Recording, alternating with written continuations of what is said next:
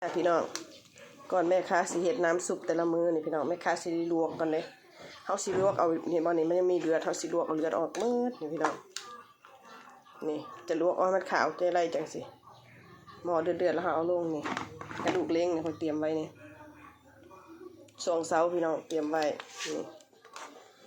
จะแบบบ่มีคราบเลือดพุ่นน่ะเวลาเฮ็ดน้ำซุปมันจะบ่ข้าวพี่น้องอันนี้บ่ฮู้ว่าทางเพิ่นเฮ็ดไปได้อันนี้สูตรบ้านข่อยเฮ็ดจังซี่เนาะเพิ่นเฮ็ดแนวนี้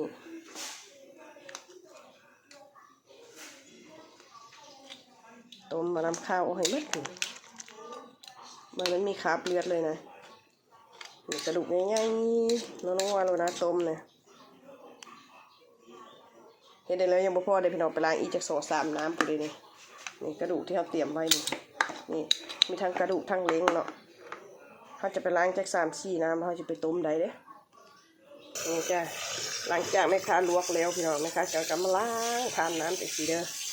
กระดูกด้วยนี่กระดูกที่เขาจะไปต้มน้ำซุป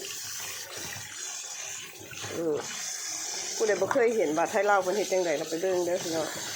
นี่ก็จะล้างให้มันใส่เอาไปเบิดนี่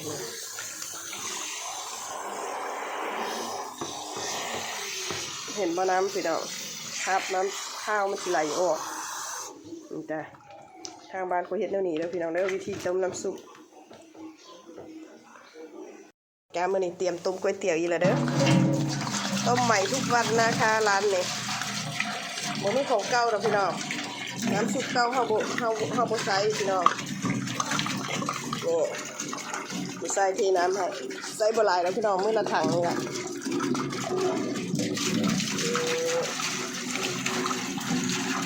ต้มใหม่มื้อต่อมื้อเนาะพี่น้องเนาะ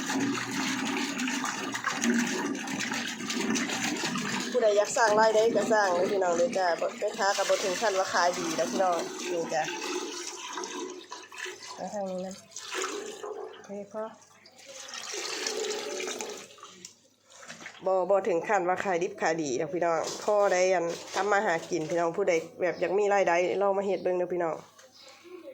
มาได้ให้ผู้ชายจับกล่องให้ก่อนได้ไหมคะสิปรุงให้เบิ่งมาพี่น้องมาเบิ่งแง่สาวกับปรุงหม้อก๋วยเตี๋ยวปรุงแบบใดจ้ะพี่น้องมันเป็นสูตรลับแล้วพี่น้องเนาะบอกกันบ่ได้เนาะตัวนี้เนาะนะมาเบิ่งในหม้อพี่